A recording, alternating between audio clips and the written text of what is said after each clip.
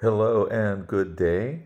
I am in the midst of laying out a hex grid for a game system project.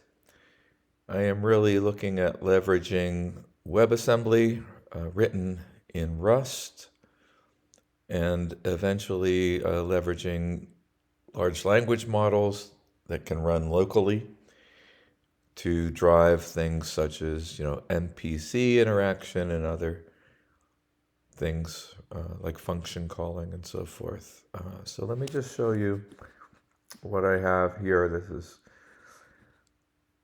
a decently kind of sussed out hex grid.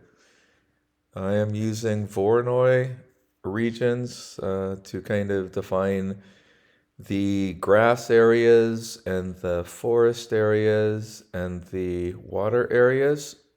I use those as some Bayesian priors to the process, after which I add some buildings, and then I use a modified A-star algorithm along with a smart, I don't know if it's smart, but I'm calling it smart. An algorithm for ensuring that we have like some interconnected roads and that all of the buildings are adjacent to a road. So that's what we see right here. So these little gray dots are the building tiles. So that's what the gray dots are, the building tiles, and then the darker gray, I should say the light gray are the building tiles and the darker gray are the roadways. And then the light green are the grass savanna areas, if you will. And then the darker green, that's the forest area. And then we have the blue, which is kind of like a lake or ocean water region. So I'm going to recompute. You can see how quickly this just does its thing in recomputing all of this information. So we have about 2,800, I think 2791 to be more precise,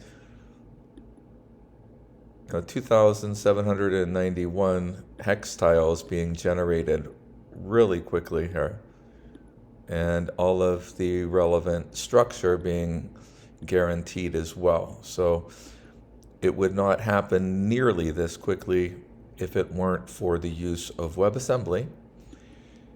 And what I'm really about in this process is learning a lot myself about how to leverage these tools, these technical tools in the right way, finding the sweet spots, getting very,